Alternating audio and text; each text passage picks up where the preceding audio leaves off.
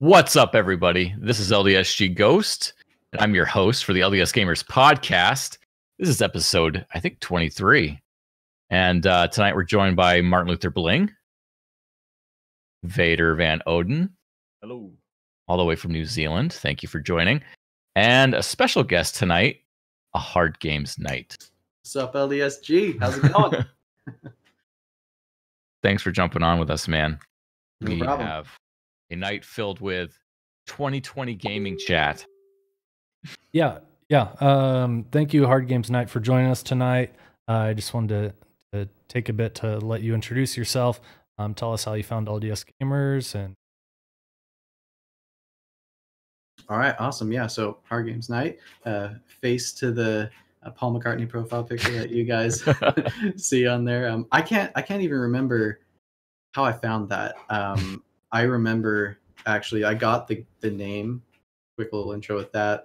When I was in high school, I could not think. I'm so bad with gamer names, and I just could not think of a name that was like me. Because like, you know, Vader Van Odin, you've got like a super cool name. It's got meaning behind it.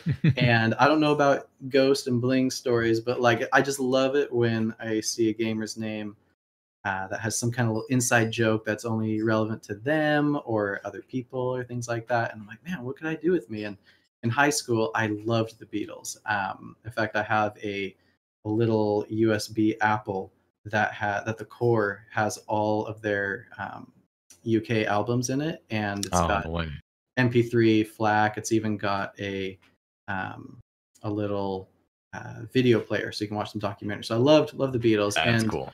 One day the dots connected when I was listening to A Hard Day's Night. I was like, A Hard Games Night. So I've ran with it ever since then. bingo. Clever. Now, so I like it. So that's where the name comes from, at least. But as far as finding LDSG, getting started in gaming, what I like to play, so the story's a little hazy on how I found LDSG. I'm pretty sure I first found or even heard about it when I was playing Forza Horizon 3, and they have that whole clubs feature. So I was like, let's see if there's like an LDS gaming community. Like, what the heck? And so I just like I found this LDS Gamers Club on Xbox. I'm like, that's cool. And then, you know, of course, Googled it and then found the website. Now, admittedly, so that's like, I've known about it since like 2016, admittedly. Nice. It's a long time I've known about it. But at the time, I wasn't like a super big Discord user. I was also a little shy about jumping on online chat room or whatnot, getting to know people. And while I trusted, it was pretty dope. I was like, I don't know, a little shy. Should I really go for it? And then this last August, built the Darth Ryzen over here. And I was like, you know what? I'm going to do it. I'm just going to finally jump in, just say hi, what's up? And legit within like less than a minute of on there, Icarus welcomes me into the server.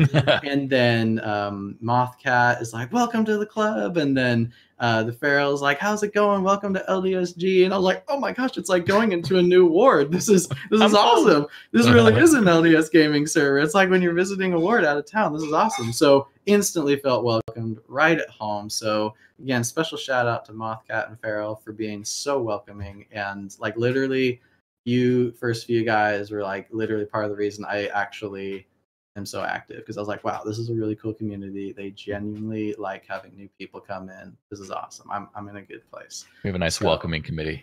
Yeah, totally. Apparently, though, I missed out on the memes. Apparently, there used to be welcoming memes, and I missed out on that. So, although if Caden wants to throw me a welcome meme, you know, I won't. He's got a few. He's got a few stored up. So that's how I found LDSG. And then lastly, how I got into gaming. That's a much quicker story. I remember when I was 5 years old, my dad got us an N64. It was for Christmas. And I don't remember which the chicken or the egg is in this scenario, but my first video game I ever played was either Mario Kart 64 for the Nintendo 64 or Star Wars X-Wing on Windows 95. It was one of those two. I can't remember because I was 5 years old when I first played both of them. And oh my goodness, that was just my life. I was like, that's it. There we go. That's it. This is so the games I grew up on were like Ocarina of Time, Mario Kart 64, Donkey Kong 64, Pokemon Snap's actually partially the reason I'm into photography, and I'm a photographer. Oh, cool. yeah, that helped stoke that desire and get interest in photography. And then I also on the PC did Star Wars X-Wing and MechWarrior 2, which I sorely miss. I would love a remake of that game. That was so good. OG MechWarrior. Yeah. So yeah, there's my story. LDSG story. Well, that's awesome. Yeah. Well, we're glad you're here, man. You've definitely brought bright light into the server, so we appreciate that. Man, so let's get for that sub. Oh, we got subs. Oh, I wasn't paying attention.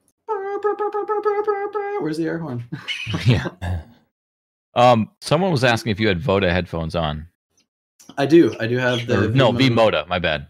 V-Moda. Yeah, I do have V-Moda headphones on right now. They're the V-Moda wireless, but I got them wired into the Yeti mic, so I can hear my mic right now. Yes. Yeah. Who was asking? I think it was Wormo. Nice. He has those. Oh, he's got them too. Nice. Yeah, I love them. They're incredible. Absolutely incredible. I've been wanting to get them for a while, and when I saw that they went on sale during Christmas, I was like, oh, finally, I'll finally pick up a pair. So yeah, they're awesome. Great. I picked up a pair of Bose 700s for Christmas, and I'm too afraid to use them. I bought them, and they sit in this case. They're pristine. I've used them once. Wasted purchase. Well, one thing that's awesome about these V-Modas is I have a friend who's got a laser etcher. And I haven't decided if I'm going to use some spare chrome ones or if I'm going to use my gunmetal ones, but I want to get the Icarus logo. Oh, that would be sick. On the ear cups. Awesome. So he said you can work with aluminum, and these are aluminum. So that's cool. Stay tuned for post some pics. That's awesome. Oh yeah.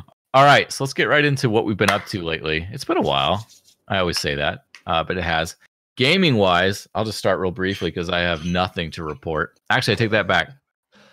Okay, so life's been a little crazy. Okay, we've got 5 kids. I feel like this time of year they're always sick.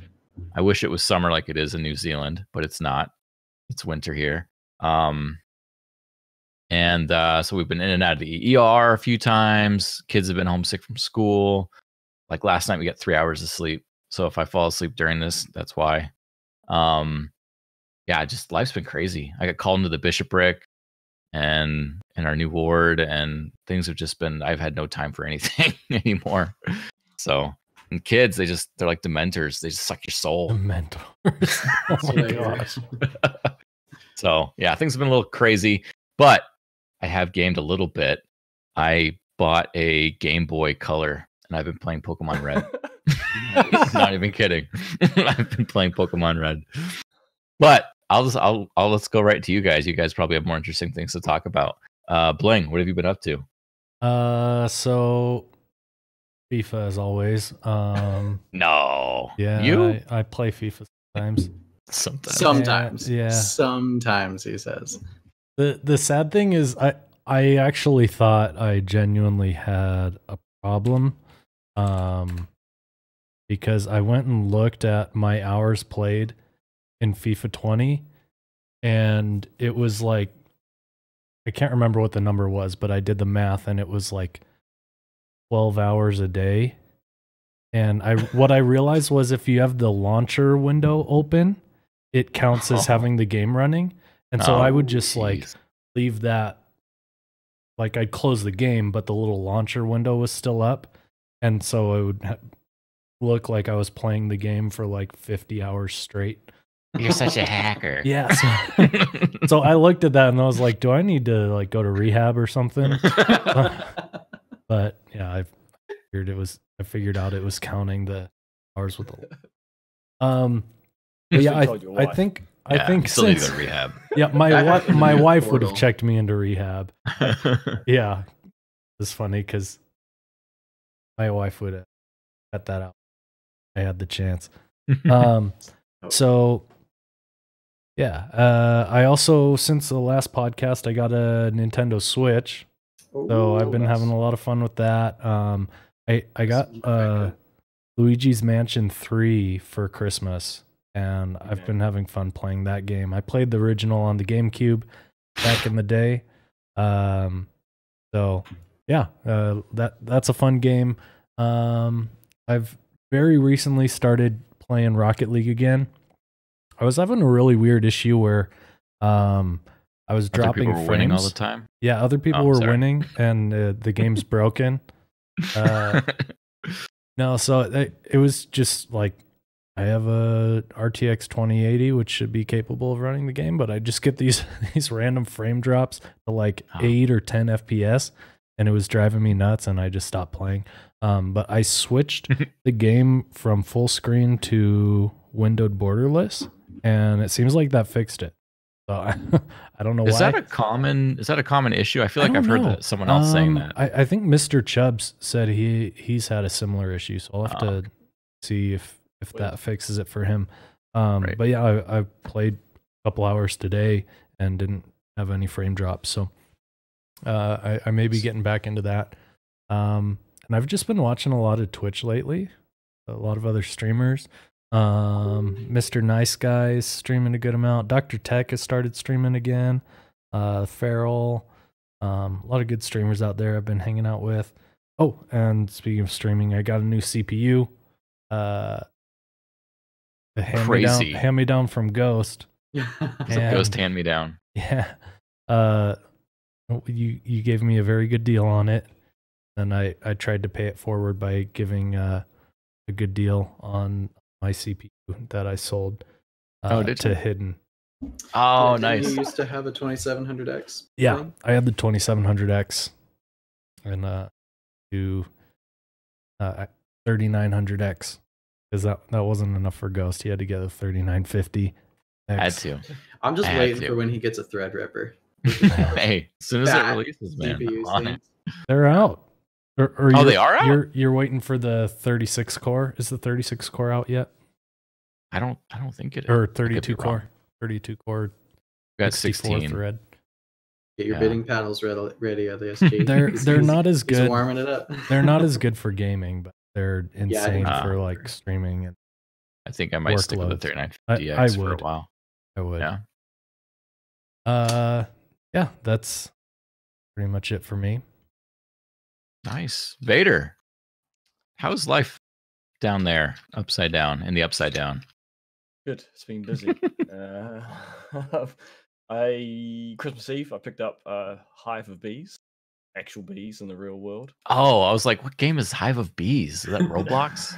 There is a bee simulator game, actually. If you haven't heard of that. Bought that since getting the bees. Oh, did you? We bought the yeah. Nice. And the kids have been playing that. I haven't had a chance to play the bee simulator game, but it's not a spoofy game. It's designed. The developer made it to educate people about how bees work. Oh, so it's like actually like a good game.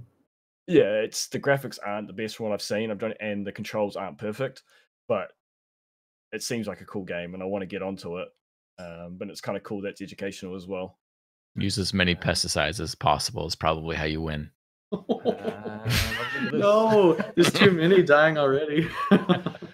But yeah, we got a beehive, and so I've been playing with that a lot over the last month. It's a lot of fun to kind of see them. It's fascinating creatures. The way they just do their thing, just go right to work. Yeah, and it's amazing how quick. I added a new box because we've got the hive, and you got boxes with frames in. Add a new box on, and within 3 days they filled in the honeycomb of 6 of the 10 frames. Oh my gosh! So it's still empty, no honey, but they built the wax honeycomb shape. But in 3 days, it's insane. Yeah. And it's just a small hive, so that's a lot of fun. And I look forward to playing Bee Simulator. Odin's really enjoying it, the game. If you know, that is just the coolest name for a kid ever. Odin, I'm sure everyone's already said that, but I'm new, so I get to throw it out there. That is like the coolest name for a kid ever. It does usually catch people off guard. We were at Movie World in Brisbane or Gold Coast, Australia, a couple years ago, and like we met all the superhero characters. It was like Joker. He was shaking kids' hands and stuff, and they always ask, "What's your name?" And Odin's like, "Odin," and they're like, "What?" They stopped. And they just spent like 5 minutes with us talking to us, and like ignored all of the other kids for like ages because he just liked Odin's name. That's awesome. Kind of cool. So we do get special treatment when people find out. I've been playing Dragon Ball Z Kakarot. Anyone who knows me knows I'm a huge fan of Goku and Dragon Ball Z and Dragon Ball and Dragon Ball Super. And it's just real cool just to go through the story again. And the thing I really like the best is that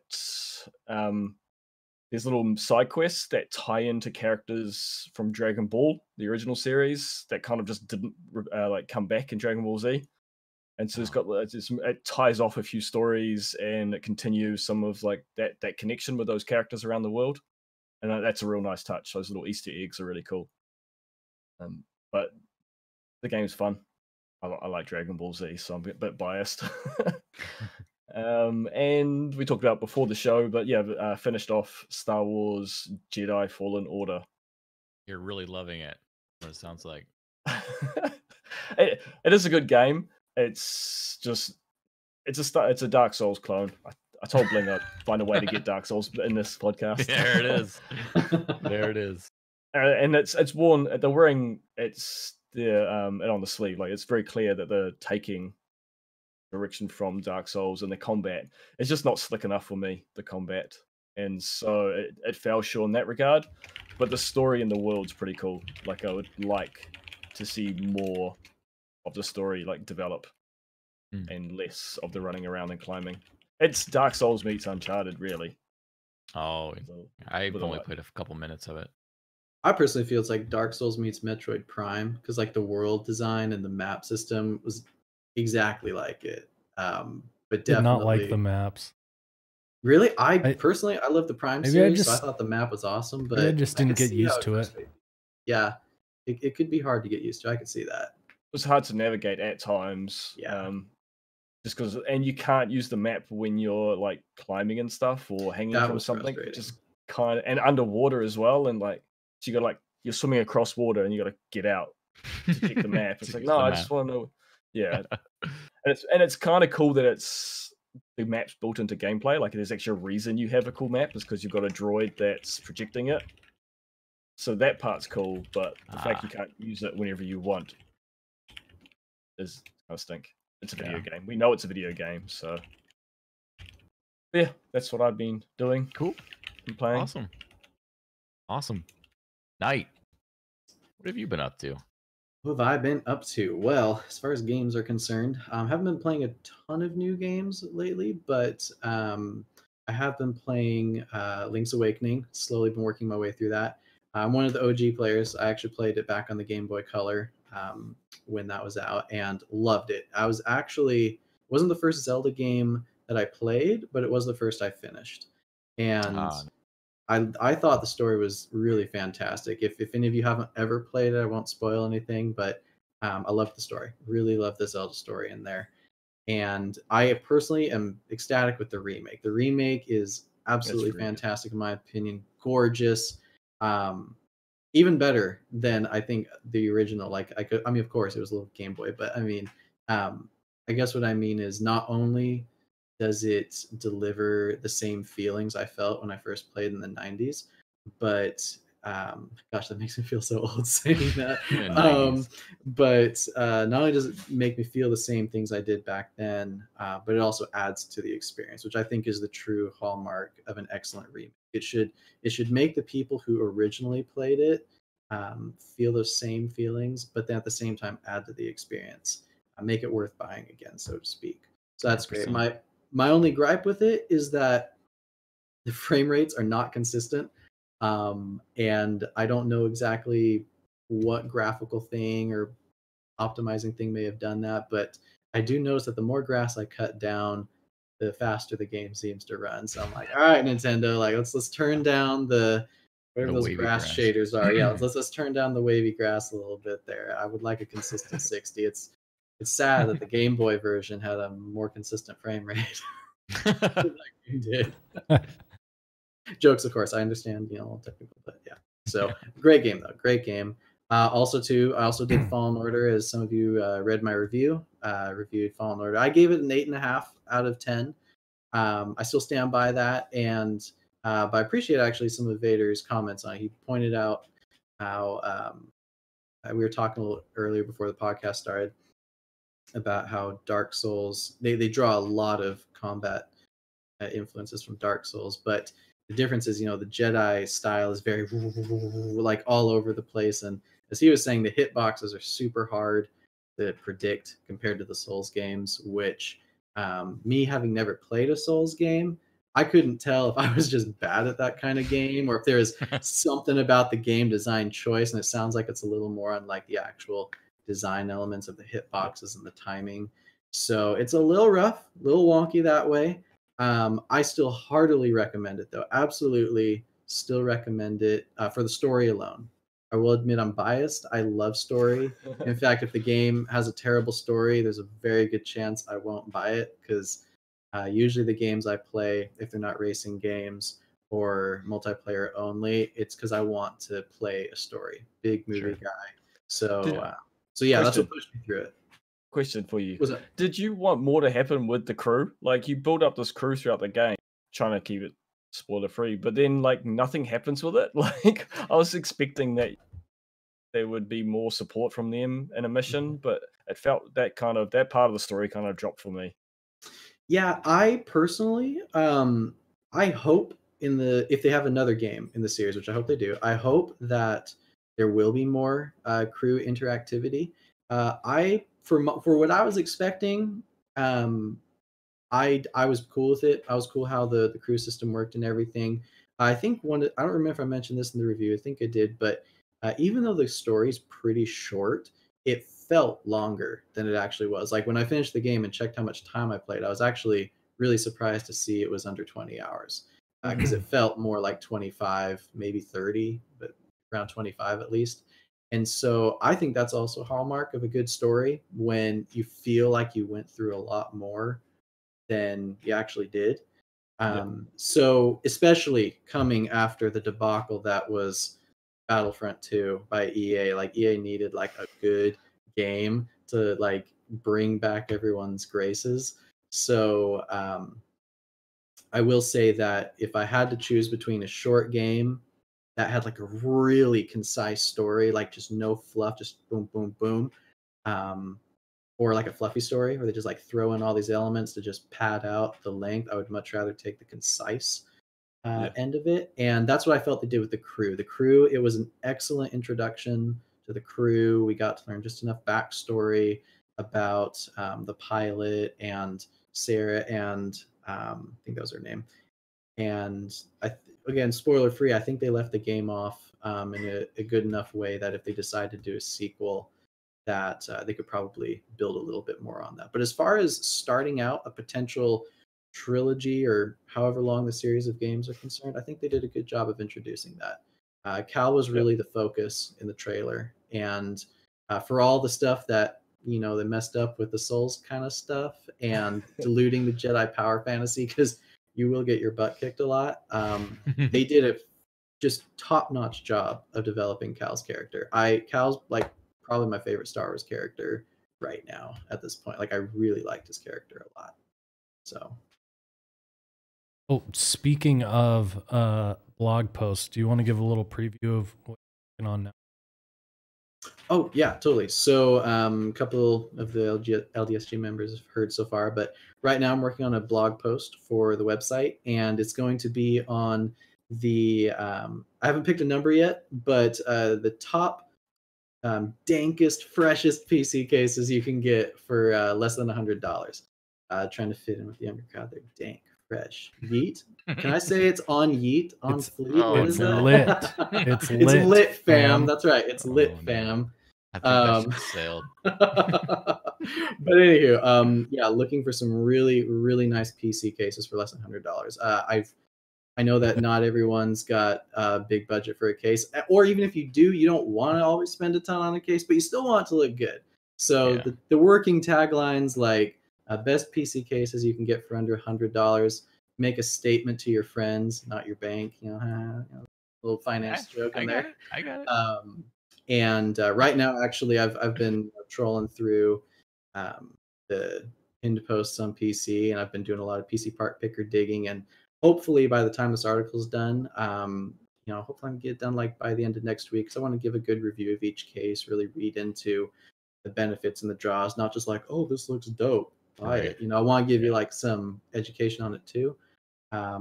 Hopefully, instead of scrolling through literally hundreds of PC cases on PC part picker, this can give you a quick like, oh, I like that and I can afford that. Right. So that's cool. I'm excited. Yeah. Cool. So right now I've got, I think it's anywhere between 5 and 7 really cool cases. And there's a couple I found that are awesome too. They just go over 100, so I'll make a separate category for that for those of you who are willing to go above that.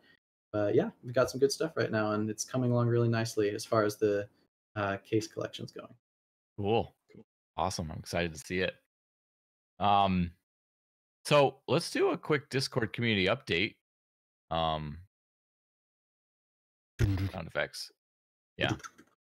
So we're up to like what 3,100 something people now in the Discord server. I would check, but we're up all the webcams. I'll do it. I think it's like 31, 40 members. 3,149 members with a currently online total of 759 people. Pizza party at 3150. Hey, I'll give pizza out to one person right now. Do we have like a chat thing that we can like give out stuff right now? Are we set up for that? No, but could be. What's stopping us? I could try to do it. Cloudbot. Yeah, let's give pizza away. Let's give pizza away in the next few minutes here. Giveaways. Do it. Who wants pizza? Were they shipped to New Zealand? Yeah. Hey, I'll order you pizza. You just tell me what you want. Add giveaway. Marble race for pizza. Pizza. Mandolin, we gave away pizza when we hit 3,000. I think like 4 or How 5 long people should got- this be open? Giveaway. Oh, let's do 5 minutes. 5 minutes. We'll call a winner 5 minutes. Do $40. Papa John's. Papa John's is always a safe bet. Must be a follower to win. Must be a follower to win. So follow. If you haven't Smash that followed the follow channel, you better do it if you want some pizza. button. I'll take a King DDD plushie. Is that what reference? What is that reference to? I'm too old for this. King. How do people enter? King Is DDD, it a that's keyword, a or is it character. just anyone that's in Oh. here? It's a little crab. He's not crab, a turtle-looking thing, isn't he? Oh yeah. I A knew who that big was. I just bird didn't know with that a was big his name. hammer. It basically is a giant penguin that walks around with a band hammer. Okay, Oh, try yeah, penguin. try exclamation point giveaway. See if that works. Yeah, there That's it right, is. penguin. There's the command from Streamlabs. Oh hey, sweet. Exclamation point giveaway. We got Alright. we got Major We're gonna Moose give pizza away in, tonight, Mandolin. boys. All right, Give pizza exclamation away point tonight. giveaway. If you want pizza, open for 5 minutes.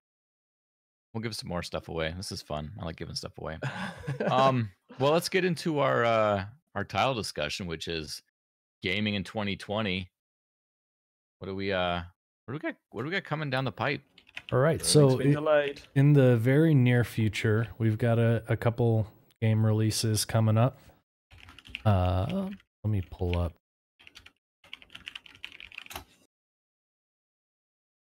Okay.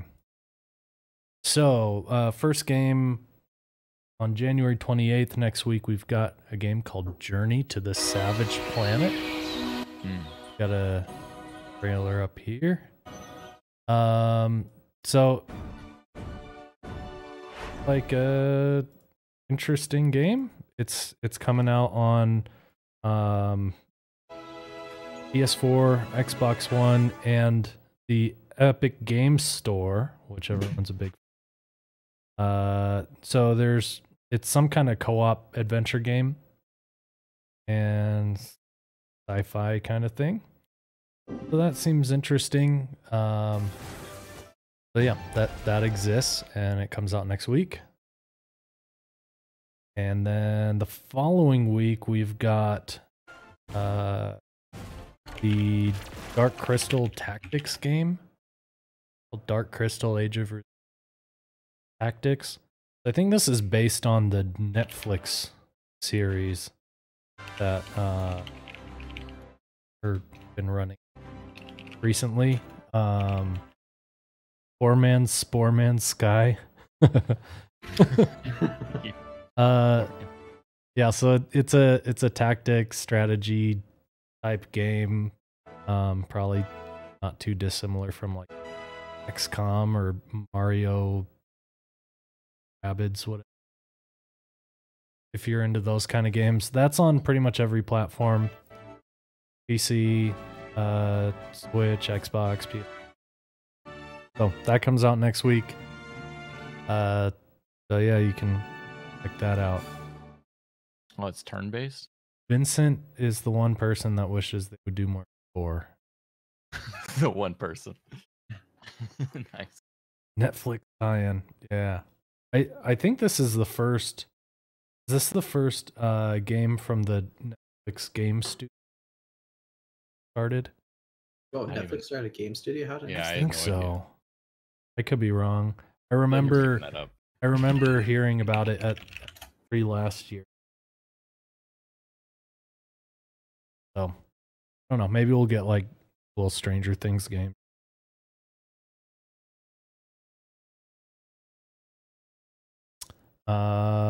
Cool. So after that, yeah, those are the only impending game releases that I thought people would care about. So We'll talk about Animal Crossing. I think we've got a lot. when is of Animal plans. Crossing? March. Oh, okay. Yeah. Hopefully we have another podcast between now and then. Who knows? Hey, who knows? Yeah. Oh my gosh. So yeah, we got Animal Crossing coming up. You guys play Animal Crossing? I haven't played since the original one on GameCube. I've never played it. I played some sort of version on mobile, but actually played the. I've given away 2 copies so far, but Lemmy cares. See, I see Zaruma, my buddy Zaruma's on the chat. Do you play Animal Crossing? I know some people in our Smash group do, but yeah, who here all plays Animal Crossing? Any Animal Crossing players? there's got to be some. There's got to be. Oh, there's Limhai. Limhai's in here. What's up, Limhai? Good to see you, man. I have an AC stream. Yeah, OGGC. Well done, Hans. Pocket Camps. The other Whatever game one. coming up in March is Half-Life Alyx, which I'm excited for. If for no other reason that Valve is actually working on a game, Yeah. which it's been a while. I don't think they've made a game since Portal 2, right? Wasn't that their last game, or am I wrong? I'm not sure. You might be right. It's been quite a while. I mean, they've been releasing things for like Dota, Mm-hmm. Right. but basically just for microtransactions and stuff. So yeah, it's cool that they're actually working on a new game. What is Valve? So they made this game called Half-Life. Yeah, so they're working on Half-Life Alyx. It looks pretty cool. It looks a little spoopy. Very spoopy. I don't know how I feel about a head crab jumping on my face in VR. I would age visibly if anyone were watching. I would die. I would actually die in real life. That would Games just like be too this. much. But I can't yeah, stand spooky VR games. it looks pretty sweet. I may have to force my wife to play the scary bits. Just watching that trailer just gives me chills. But yeah, it looks pretty cool. You know, I'm glad to see like a real developer. Thank you for that sub, Bludger. Thanks, Bludger. But I'm glad to you guys see off. like a real developer working on a VR game that's not just like you know, Proof of concept. halfway done port of a different game. Like we have Skyrim or Doom VR, which is just another game and like a bad version of the real thing. They did Mist or Riven or whatever. No, Abduction. It was not good. Yeah, everything in this trailer here looks incredible. Like And I would be terrified to play it. Probably won't. I don't even have a VR headset, but I'm very, very impressed with the quality of. So we recently got some more info about it. They said scale-wise, it's about the same size as Half-Life, is really cool. Dang. So it's like a full size game. Seems like there's a lot to it. We haven't had a ton of huge worlds to explore in VR. Like that's pretty cool. Skyrim. Yeah, if you if you can actually play it without throwing up. Yeah. So that's pretty cool. What else did we find out? It sounds like it's a lot of the same devs from older Portal and games. They consulted with one of the main writers for Half-Life 2. Make sure, story stuff all checks out. Sounds like there's actually going to be some voice acting in this game from the main character. You're not playing as Gordon Freeman, but that'll be kind of different of a main character that actually talks. Cool. And it sounds like there will be options for people to play standing up or seated. Yeah, they have to offer options like that. Seems pretty cool. Many people that are joining the VR bandwagon now. Right. Yeah, but it seems like a lot of VR hardware sold really well this last holiday. Yeah, and it really did. It's largely because of this game. Pre-orders for this game seem to be doing pretty well.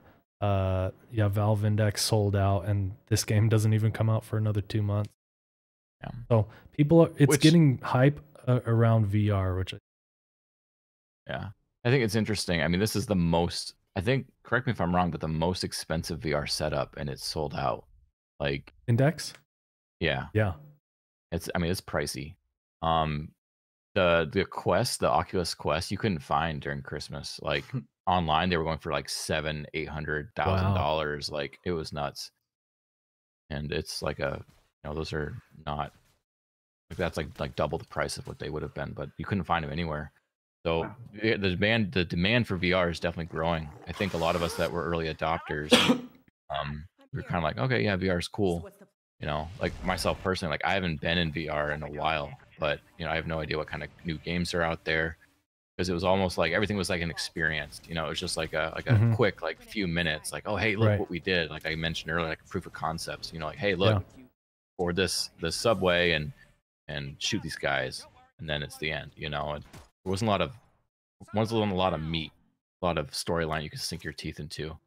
But I mean, this game in particular, it's like a full-blown game in VR. So I'm excited for what the future holds, because it is truly an immersive experience, being in VR and feeling like you're actually there. I mean, yeah, you're gonna bump stuff in real world and be like, oh yeah, I'm in my basement or I'm in my bedroom or whatever. But when you're actually in the moment, like, oh, like I have to shoot that person or they're gonna kill me. Like tricks your brain into thinking that these are real scenarios. Right. Yeah, I played a bit of Robo Recall on my brother-in-law's VR set. Yeah, I loved it. I just couldn't stop playing it. I mean, if you haven't played it before, like when the robots are running at you, you can actually like throw your gun at them and then reach out, grab the robot, and then huck it at the other robots, and then pull a shotgun out and just one hand everything. And I was like, this is incredible. And I even did a Space Pirate Trainer, which I haven't played the full game. I don't know how like in depth it is, but the Space Pirate Trainer was fun too, because have you played Super Hot in VR? I haven't. I have that not. one will make you feel like a really like powerful dude. Yeah. It's like whoa, bam. Like it's just so intense. I've watched my brother play it on his PC, and I can imagine that would be an incredible experience. Yeah, it's fun. It's fun. Question. Yeah, I have played VR. I've got the PlayStation VR though. Where Mo asked if I play VR. Oh yeah. He also said I played a lot of Animal Crossing on the GameCube. My sister and I would argue over who got to play it when we got home from school. I haven't played. Nice. I loved it and look forward to playing it. Yeah, there's a lot of games. Like, what were your guys' like go-to games? Like, let's take a quick break. First of all, let's give away pizza, because Paradox is reminding us. Okay. Give away pizza. While we're giving away pizza, I want to know what was like your go-to game and like middle school / like beginning of high school. You guys are really bad at entering giveaways. People don't want pizza.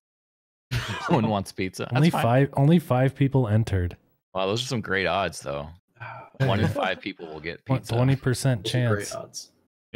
Yeah. It's us 4 of them. All right. Should I pick a winner? Go for it. All right, I'm pressing the button.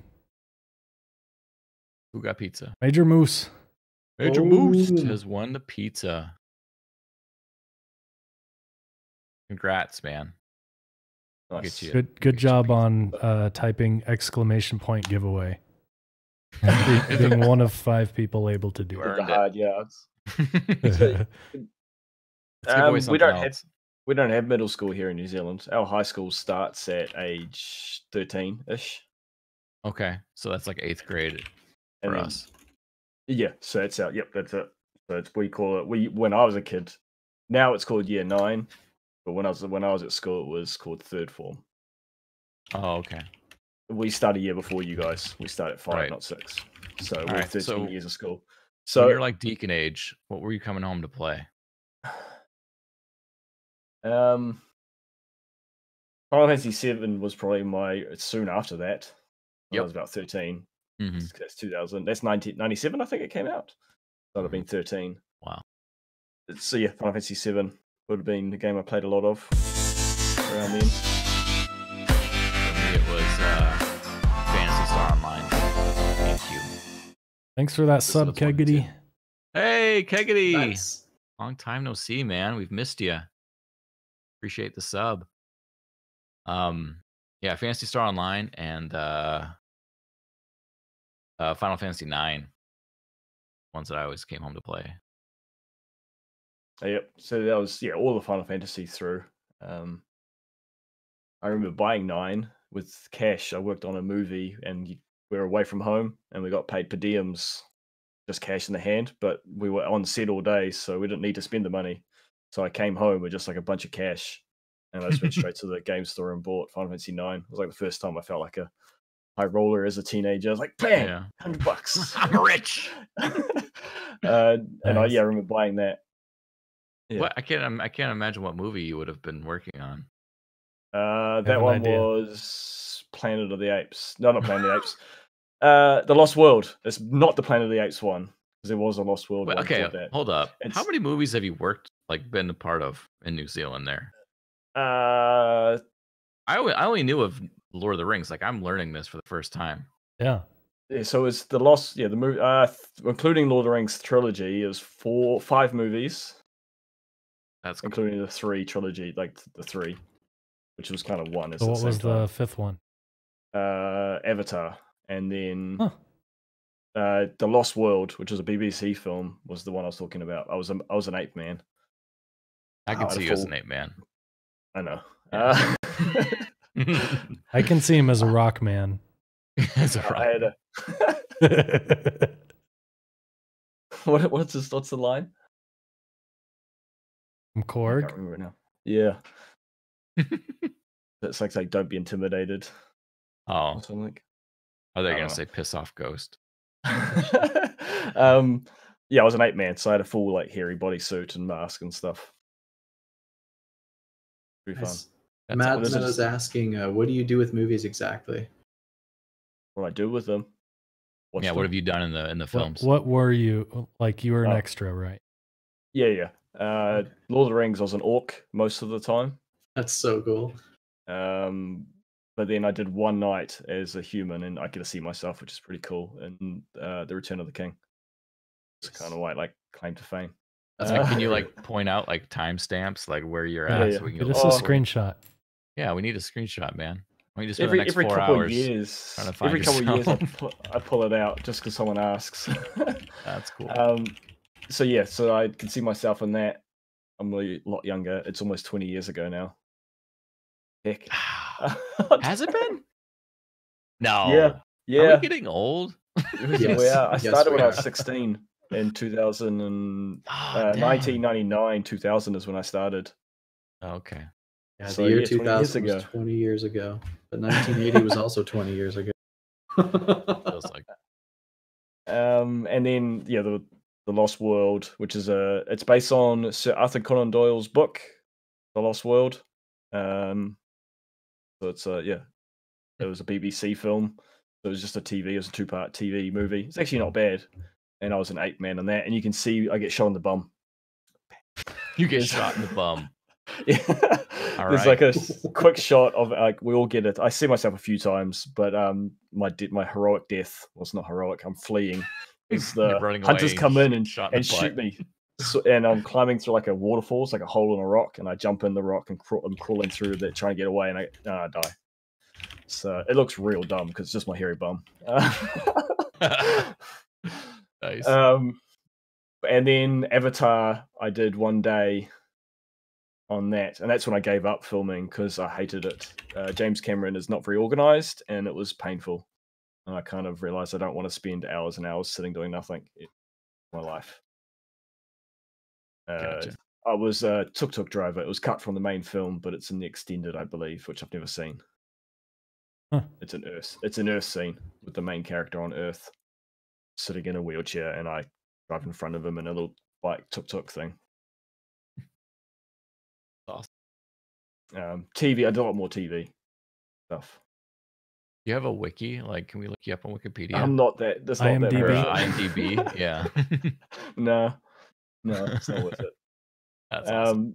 But anyone, this is a real see if you're a early 2000s kid, like 90s kid, is the what's it called? TV show. I've just forgotten what the Tribe was the TV show I did a lot on.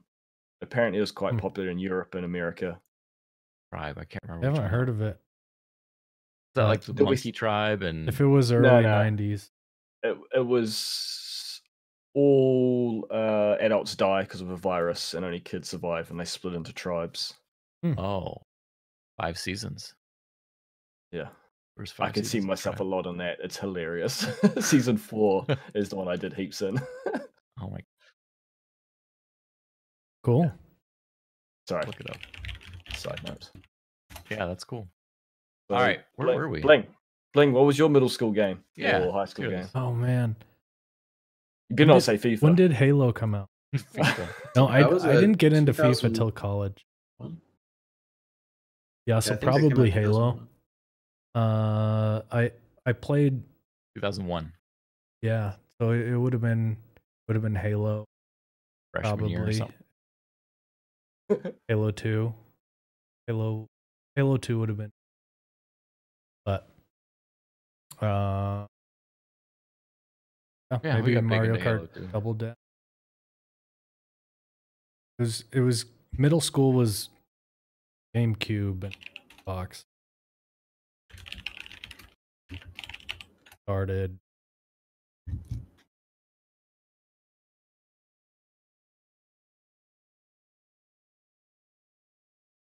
Oh, yeah. 2004. Making me feel old.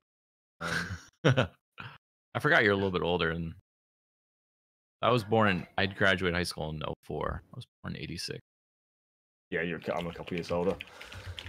2002, I graduated. Wow, I didn't actually graduate. School was dumb, but that's another story. Schools for fools. Look at me. That's right. Stay in school, kids. No, drop out. Be in movies. Be in movies. That's right. I stayed until the end to play rugby and make cakes. Yes, that's right. But yeah, going back a little bit early middle school, late primary school. What do you call normal school for kids? Elementary school. Primary school, we call it. It was Shining Force. It's the old Mega Drive game. Shining Force 2. Oh, okay. Gotcha. That was a great game. Don't listen to him, kids. Yeah, Vader's being a bad influence on the podcast. I don't think there's any kids up. There shouldn't be, anyway. Paradox is stated that his bum has always been famous. So that sounds like something Paradox would say. And he says, but okay. All right, where did we leave off?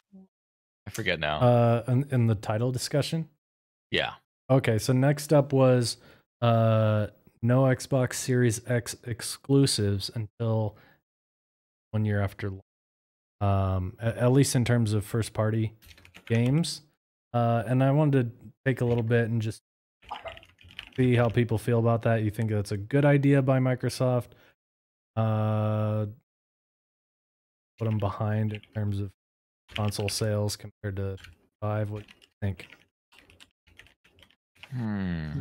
Exclusives. You know, they usually have had those exclusives, and like that really draws people in. You know, like, oh, I need to have the Xbox because I can only play it with this game.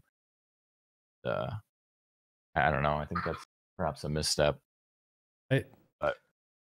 I think it's a very pro-consumer move, and I think everything since Phil Spencer has come on has been very pro-consumer to try to win people.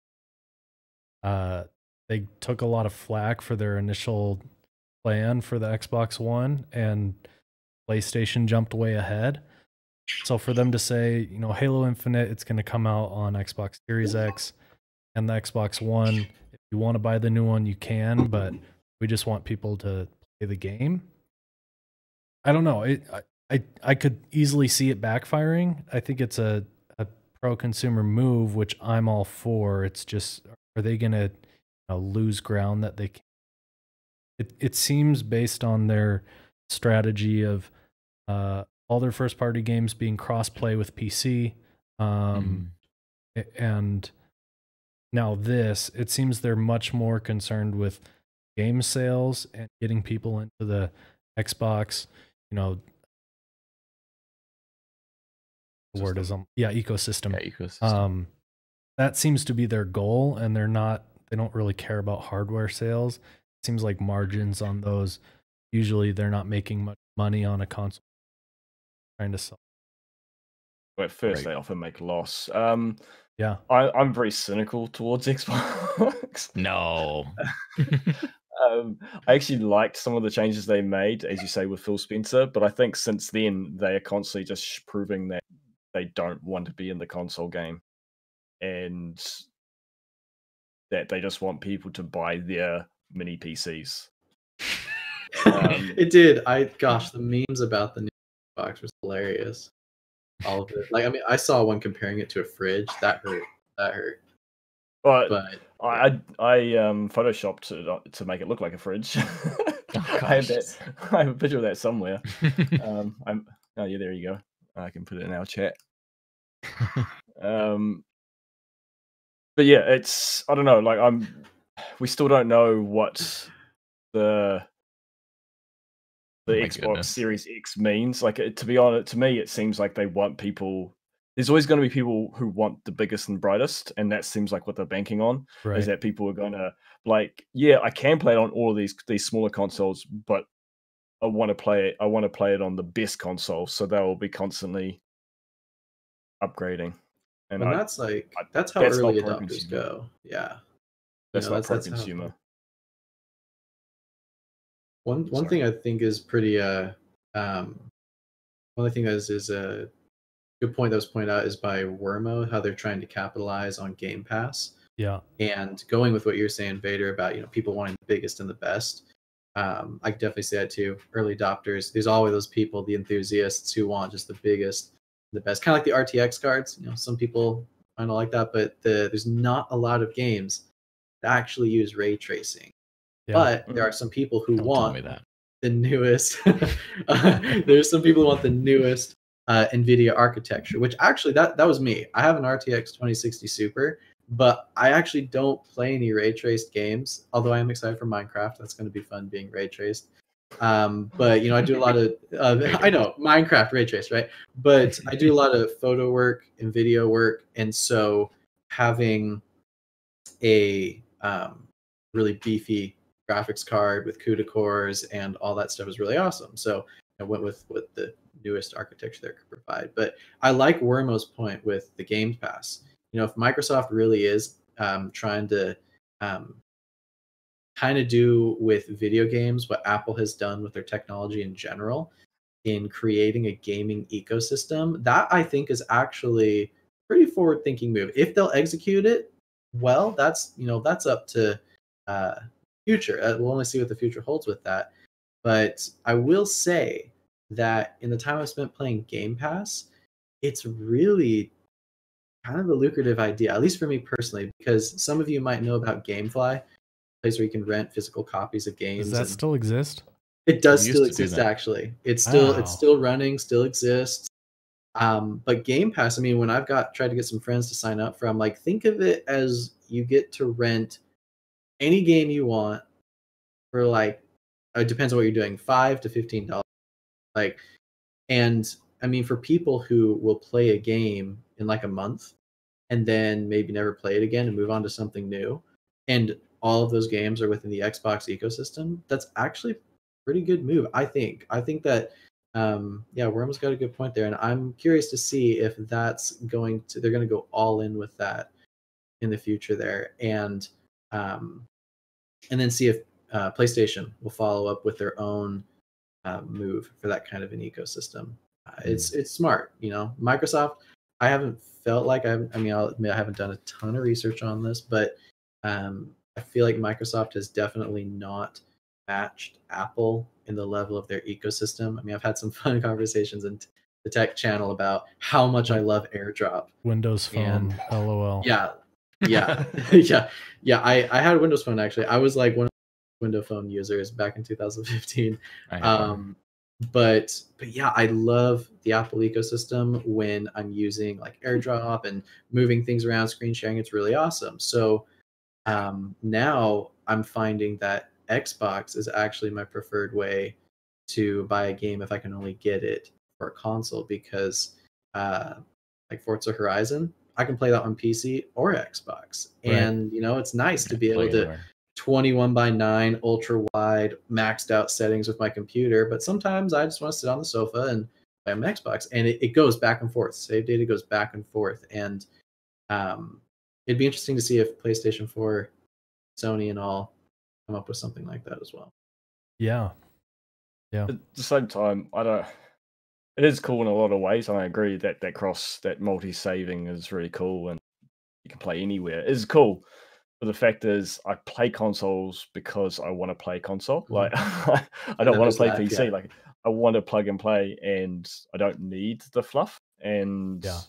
And I think that's most people. I don't think, it's maybe 5% of gamers game on console and PC. I don't think that, for a few of us that do it, it's nice to have it. Me, I only play on PC. I don't even know if my Xbox works anymore. I haven't turned it on in like 2 years. So like if it's not coming out on PC, I'm not going to play it unless it's on the Switch. Now I am playing some games on the Switch. But Limmy had a good point earlier. He said they need to make the PC Game Pass catalog as good as the Xbox catalog. There's definitely a lot more games on Xbox. For now, the PC Game Pass is only half the price of console, so I feel like they've got it about right. Like it's $10 for Xbox and $5 for PC. I'm guessing as they add more things, they will make it $10 on PC. But I feel like even just for the first party exclusives, the $5 a month is worth it. That's what I'm get doing Halo right now. Reach, get Forza, Sea of Thieves. I got Game Pass just for Forza and Sea of Thieves, and that's when it was $10 a month. I got the Xbox version, so cool. The funny thing about the year thing is usually in the first year of a new console, games are released on both platforms anyway. We saw that with PS4 and Xbox One. So it really is kind of a non-statement as well. That's usually true for third-party games. So that's true. Like Destiny 1 came out shortly after the last console series, and it came out on both 360 and Xbox One, PS3 and PS4.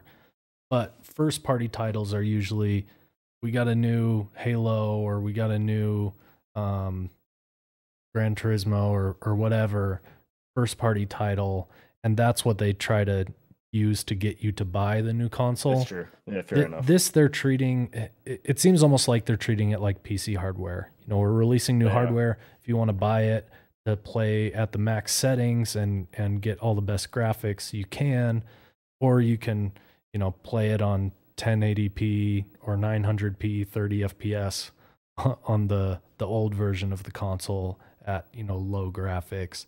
You can still buy the game and play it though. So we'll see. There's a slight difference, you're right. They just have to have some first party games released though. Right. So there's a new Halo coming out this year. There's Forza Motorsport 8 coming out this year, and there's a new Microsoft Flight Simulator coming out this year, which I'm pretty excited for. It actually looks really cool. Yeah. One thing that PlayStation is doing that might be a bit of a response. These are just rumors, but supposedly there's talks of Horizon Zero Dawn releasing on PC. And Last of Us 2, there were job listings for developers for the game who had experience with NVIDIA CUDA, which wouldn't apply to any current or next gen console. And so there are rumors that Last of Us 2 may be on PC as well. So this may be a thing where Sony sees Microsoft is selling all their games on PC. They're, getting this extra audience of people to buy their games that they're not available to. So they may do something similar where they start releasing some of their exclusives on PC, which would be really cool because I don't have a PS4. I don't plan on buying a PS5 just to play the one, good exclusive game that comes out each year that I'm interested in. And then there's me who bought an Xbox just for fun. Thank you for that sub, G I Elite. respect that, yeah, totally. Hey, G Elite, thanks, man. Yeah, Hey-o. Well, I wanted the Xbox One for Scalebound, which wait, is that gone? Never came out. And that's why you don't pre-order. Well, I didn't pre-order the game. Yeah. I just bought the Xbox. That's unfortunate. But you can use it to play Sea of Thieves, Vader. I have sold it. Well, Darian, thank you for that sub. Awesome. Thank you so much. Yeah, when Horizon Zero Dawn is coming to PC, is that right? There's rumors. Rumors, yeah. If it is, we'll do a giveaway, Paradox. Don't worry. Paradox wants to I am so excited for this. The fact that a second one is confirmed. It's just rumored. It's coming for PC. Rumored. Yeah. Okay, because if there's a confirmed sequel, I am hyped like crazy. I loved HCD. In fact, that game may actually have the best sci-fi story I've ever heard. Like I'm wrestling with that because I love Star Wars a lot. But there's that whole argument Star Wars is actually a space opera, but I digress. That story just blew my mind wide open. Like jaw dropped. I haven't finished it. I haven't finished it yet. I'm gonna stop you. Okay. I don't want to spoil it for you. I will just say that I finished that game and I just wanted more. I was like, this is the best sci-fi story I've ever heard. So yeah, I wish it was a movie. Of course, it wouldn't be as good, but the guy can dream. So cool. TV series, Netflix special. All right. So other things coming this year. We got an announcement that there will be a new 2D Metroid game and a new Paper Mario game this year. So anybody interested in those Metroid or Paper Mario fans in here? I feel like we're a slight fan. Tell us before we get into that really quick. Oh, yes, I just want to dismiss myself. Something. I want to dismiss myself. As I have to have a little kid. He was waking up coughing. So are you hanging up? Yeah, I'm gonna get him back into his own bed. Could you just mute and not hang up so it doesn't screw up all the overlays? You got it. Have fun, guys. Cool. All right, thanks, Ghost. Yeah, I am very excited to hear that there's going to be another 2D Metroid and another Paper Mario coming back, and especially after reading too that the Paper Mario is probably going to be a return to form for the RPG style that they had with first and the second one. Massive fan of the Thousand Year Door. In fact, that question earlier about what would go-to game in like middle school would probably be a tie between Paper Mario, Thousand Year Door, and Wind Waker. Thousand Year Door was amazing. That was such a good Paper Mario game. The humor was incredible. The RPG elements were enough to interest fans of the genre, but tame enough that it was accessible to pretty much anyone. And I think it's going to be really awesome, and it'll be sweet to have it on the Switch too. Any word as to what platform the Metroid game's going to be on? If they're going to do another DS release, or I'm assuming it's going to be for the Switch. I assume Switch. I didn't look. I think haven't they stopped DS for the DS now? I think DS is getting phased out. Well, and I heard too with this that the 2D Metroid, there's rumored to be a Fusion sequel, and if it's going to be a Fusion sequel, I am extremely hyped about that because okay, I get hyped a lot. I'll admit it. I get hyped, guys. I get really excited about but yeah, that Metroid Fusion on the Game Boy Advance, a lot of people criticized it because it wasn't a traditional Metroid in the sense that it wasn't super open world. It was actually a pretty linear story, and even though you had all the classic upgrades and the classic horror themes, and actually of the Metroid games I've played, I only haven't played Metroid 2 and Prime Hunters. Other than that, I've played the whole canon series. Fusion was one of the scariest. I think like it ties with Echoes for me. Like at least when I was a kid, Fusion was really good when you were a kid about using like music and suspense and the positioning to like create all that fear and stress when you're running away from the main antagonist of the game. And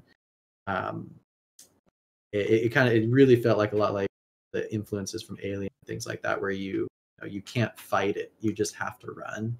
Super terrifying. And to have a remake, or not remake, a sequel, I'm really hoping that this time they can keep the story going, because there was a really good story with it, even though it wasn't classic Metroid. But they do introduce a bit more open world elements to it, because that is one of the hallmarks of the Metroid series and Metroidvania in general. That's where the term comes. But how about you guys? Have you guys played much Metroid? I know you played Prime, Bling, but that's all I played. The original Metroid Prime on the GameCube. But yeah, that's pretty much all. When the new Metroid Prime comes out on Switch, I'll probably get that. But the 2D Metroidvania games are a little overwhelming for me.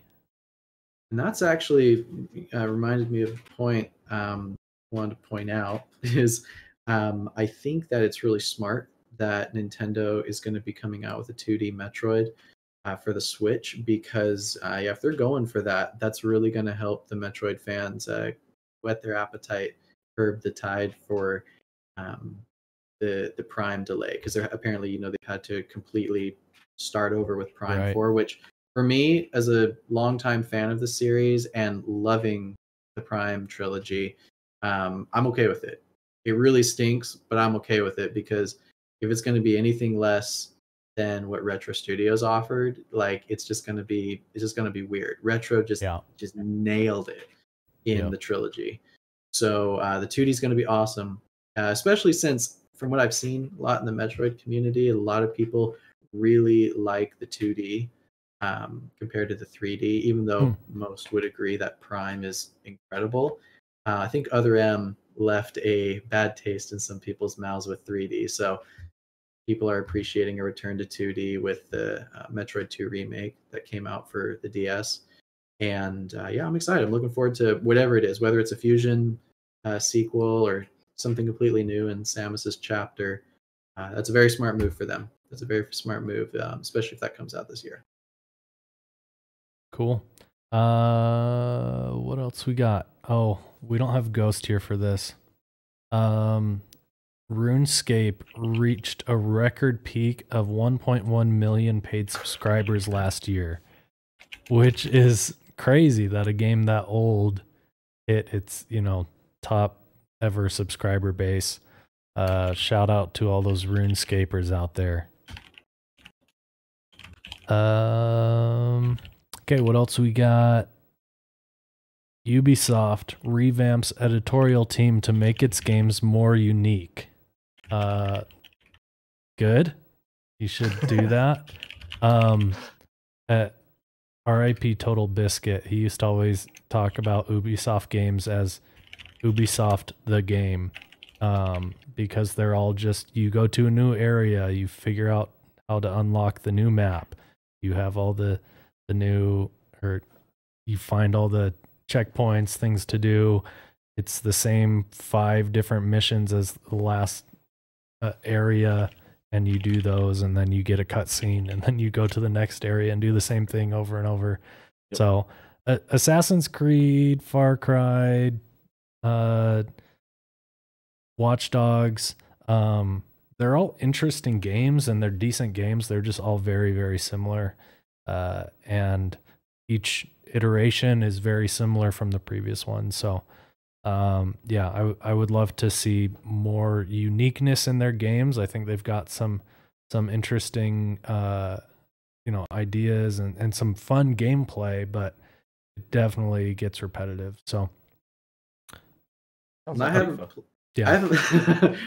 played Creed series myself, but I will admit that, the pattern that there was for a while, at least, correct me if I'm wrong, but the pattern of a game every year would make that kind of difficult to introduce some variety into it.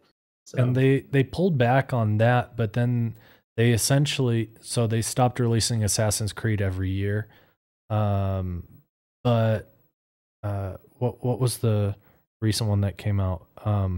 Odyssey. Ghost Recon. Odyssey. Oh, sorry. So Ghost Recon, they released a sequel that was basically a reskin of the old one and introduced very little new, and everyone hated it. It didn't sell well, and they're like, oh, well, people didn't like our cash grab game release. Maybe we should try to do better. So good job, gamers. Vote with your wallets. If you don't buy the game, they'll be forced to make a better game. So yeah.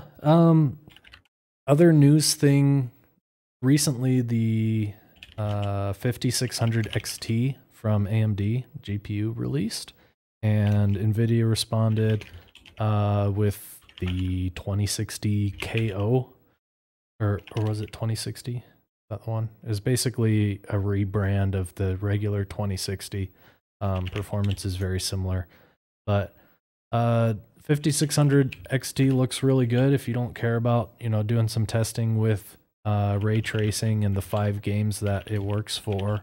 The 5600 XT in most benchmarks that I've seen is right on par with the 2060 or a little better, and it's $20 cheaper. So yeah, always good to see more competition. Hopefully we can get an AMD card that competes at the top end with like the 2070 Super, 2080, 2080 Ti, because NVIDIA really just has a corner on the market up there. And if AMD can release something good, NVIDIA will be forced to release something better or drop their prices. So, but yeah, always good to see competition. Anybody have something else they want to talk about? Well, just a comment on the AMD thing. I wish I knew. I knew how, but I was good at animating GIFs, because I feel like now AMD is that scene in Infinity War where the Avengers are AMD and all of the aliens or whatnot are NVIDIA, and they're all duking it out. It's back and forth. And then Thor just comes out of nowhere with his lightning hammer. And that lightning hammer is the 5700 Ryzen 3rd series. And it's just flying around, destroying Intel and NVIDIA, and just absolutely clearing the floor. And yeah, I wish I could, in fact, if all you talented GIF makers in LDSG, someone make a GIF of that scene where Ryzen 3rd gen and Radeon 5700 is the hammer, and then the aliens Intel and NVIDIA, because that would make my day. They're doing a very good job at that, and being a slight NVIDIA fanboy, I do like NVIDIA. I cannot deny that the price to performance ratio of the Radeon cards is incredible, and the AMD CPUs, even second gen, is really good. I don't know if they always surpass Intel in every way. I haven't that deep into the research on that. But for sure, third gen is just like I just feel like AMD's. It's like they're like chicken with Intel and Nvidia. They're just like, all right, you got this. How about this? And they just like keep just egging them on. They're like, how far are you willing to go? Because guess what? We made something awesome and it's cheaper. Yeah. People want it, and they're busting up this monopoly. It's turning into a duopoly. I mean, it's not that much better, but Right. I'm really liking the competition and the variability. What's going? Yeah, It's really Wormo, exciting to watch. I'm in the same boat. I have Yeah. a G-Sync monitor, so I'm kind of stuck with NVIDIA unless I want to get a new. I mean, I could use an AMD graphics card. I just wouldn't have the G-Sync functionality. So I'm kind of locked in. Now I want AMD to release something that competes with the NVIDIA GPUs that I want to use, because then NVIDIA will have to drop their prices or release something better.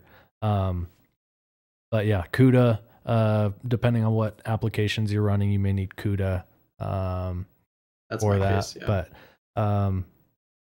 and as far as the CPU end goes, unless you're building a 100% gaming PC, and you're like price range works with an i7 or an i9, there's no reason to buy Intel. AMD, just the gaming performance is better in every other category. And then if it's i7 or i9, it's, within 5% now in the 3000 series. If you're playing at a resolution above 1080p, it's maybe 1% better on Intel. And so really, AMD is just kicking Intel's butts right now. They're stealing a lot of market share. We'll see what Intel comes out with, because they need to respond. They've dropped their prices a little bit, but AMD is just kicking Intel's butts. And then NVIDIA, it's good to see they're getting some competition, because AMD was behind in both categories for a really long time, and their CPUs were terrible for a really long time, but they've come a long way in the last few years. Yeah, when I was first building my PC for video, I was, I was trying to compare the CPUs. I totally just straight to Intel because of the same thing, with the history of their CPUs not being super great. But I was pleasantly surprised to find out, second gen, which was in my range at the time, was so good. And it is awesome that they've really stepped up their game. And so I'm there with Bling too. Using a 2700X right now, I am at a point where I have to remember when I'm on other people's computers to not open so many applications when I'm like trying to help stuff, because I was trying to help my brother-in-law, and I think he has like a 1600 Ryzen 1600, which isn't bad. Mm-hmm. But it's like 1600, 16 gigs of RAM, and so like I'm trying to help with all this stuff, and then he's like, the PC froze. I'm like, oh yeah, that's right. So like, not quite. I get a ton of power out of it.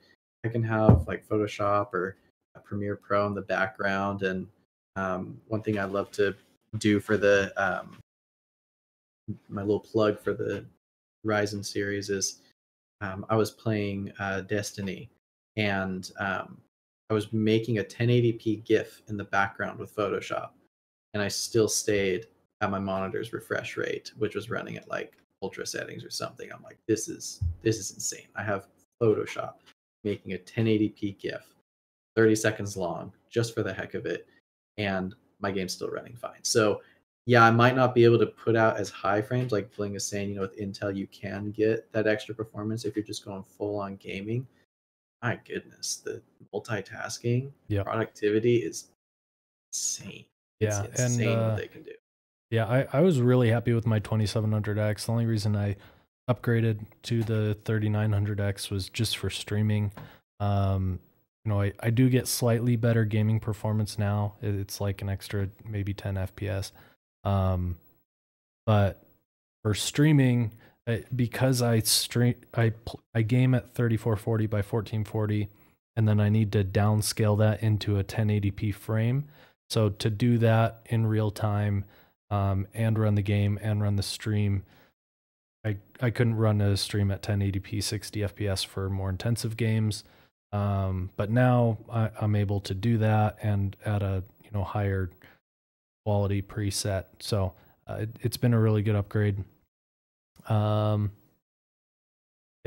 cool. Chat, anything else you guys are looking forward to in 2020? Any games you're excited for this year? Final Fantasy VII Remake. Yeah, Elden that Ring, looks the cool. next From Software game.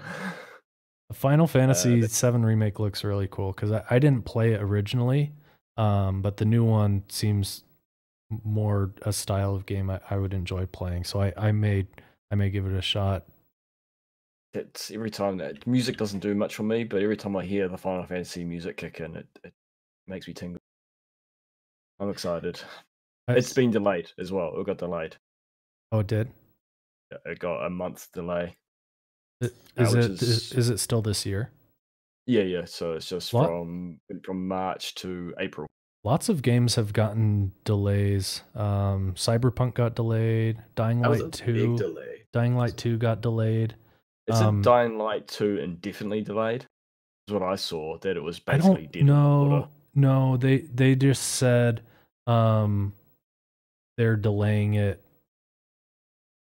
I don't think it. They may not have released a new release date. I don't think it's canceled. They didn't say canceled, but what I saw was indefinitely. There's no time frame of the release. Yeah. So, yeah, I don't know if that's like they're starting over kind of thing or what, but it was interesting with Cyberpunk. There were lots of reports about they're basically going to be in crunch from now until it releases later this year. This is going to be the worst year ever. Yeah, and there have been other developers that are like, well, we're delaying this so we don't have to crunch. I know the latest Destiny expansion, they've said, we're going to delay it so that we don't have to go into crunch, and people were upset, but it's like, sometimes these guys are working like 15, 18 hours a day all week, and they're working weekends, and if that's going on for like months at a time, that is so not healthy. Yeah, it's not good. Anthem will finally be released out of beta. Is Anthem still a thing? It is. The Anthem channel in LDSG is actually. Wow. People are saying that they still play it and they still love it, and there's some rumors that there's going to be a big update for it. Yeah, they've come out and definitely not come out and said that they're going to be basically rebuilding the game and like kind of relaunching it. Well, that'd be good. I'm not singing Bare Naked Ladies on this stream. I'll do another Twitch thing stream sometime. League Esports. Okay. In general, delays are a good thing. I agree. It sucks that we don't get to play them, but I'd rather a studio release a game that's good rather than a game that's released. Yep, I agree. And Anthem's probably a case of that. It probably could have been delayed for a year, and it would have been the game all the better for it. Are they working on a new Killer Instinct, Zaruma? No, I think people were just hoping. That'd be interesting.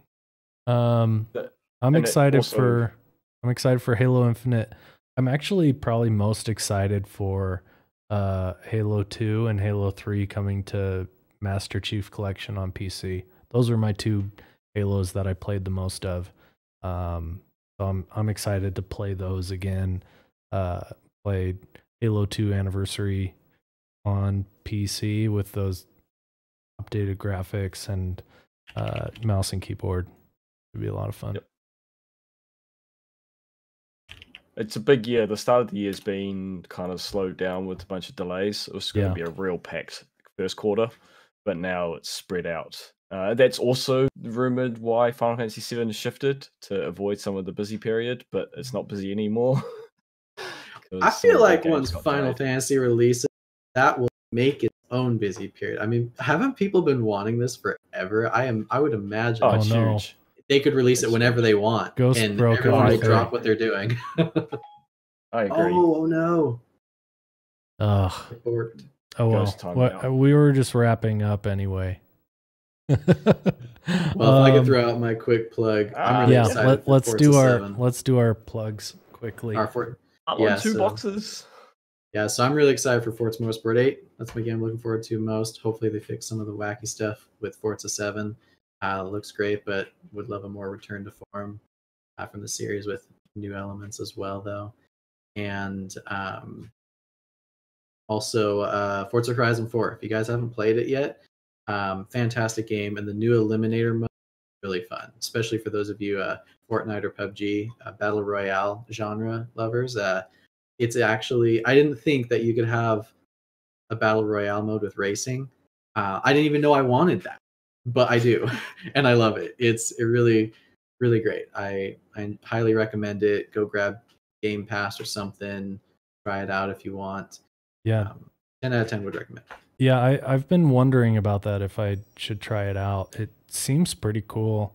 But yeah, I haven't tried it yet. We need to get an LDSG Forza night going. That'd be so fun. Yeah, I play with my brother-in-law pretty regularly, at least like once or twice a week. I'll be playing it. So Forza is that's like my game lately. I love racing games, so I would love to do that sometime. I did find out though, Bling, I know you're asking about it. Yeah. You can't party up like some battle royales allow. It is you have to do it on your own. But the games usually last, I think, like 15. Can you 20 do minutes. a custom one? I haven't looked to That'd see be if you cool can if do we a custom one. if we could do like, if we get 10 or 15 LDSG people just drop into a game, a custom game with just our own set. Yeah, I can look and see if you can do something like that, at Yeah. least with the playground games or something. That'd be But cool. I do know default, at least when you drive up to the event, it doesn't. But it's very fun, and it's only 75 people, so yeah, instead of 100. Vader, do you have a plug for the week? Me. I'm being selfish and gonna plug myself. Good. Something me and my son have been lucky enough to have the opportunity to review PC hardware, and we are no tech guys like these two, like talking hardcore these stuff I had no idea what they're on about before. But so it's a lot more tame, but we've been basically unboxing cool laptops and kind of running them through some simple benchmarks and just talking about how they feel to use, and so real simple kind of unboxing reviews, and so it's been a lot of fun. So if you're interested in that, check out our YouTube channel. It's just Vader Van Odin. Yeah, really good stuff on there. Definitely check them out. For me, we've had a couple people ask about the TV back here. So this plays in the background of all my streams. It's mostly like N64 game intros, menu screens. If you've seen some weird videos in there, those are from subscribers to my Twitch channel. So for anyone that subscribes to my channel, you can send me a YouTube link if it's under, 3 minutes or so and appropriate to play on this. I'll add it to my playlist. So the weird video of like Link and Ganon dancing and stuff, that was from my wife who subscribed to my channel a couple times. There's a weird Pikachu video that's from Durka. But yeah, I probably have 6 or 7 weird videos that are not N64 intros that are in there. So if you want to see this more, come watch me on Twitch. I usually stream Tuesday and Friday nights. Martin_Luther_Bling. And if you want to add a video, you can subscribe if you feel like it. So yeah. Cool. All right. Well, I think that's it. Thanks everybody for hanging out with us tonight. Thanks for all those subs on the stream. And we'll do another podcast soon, hopefully. And yeah, see you all another time. Bye, everybody. Peace.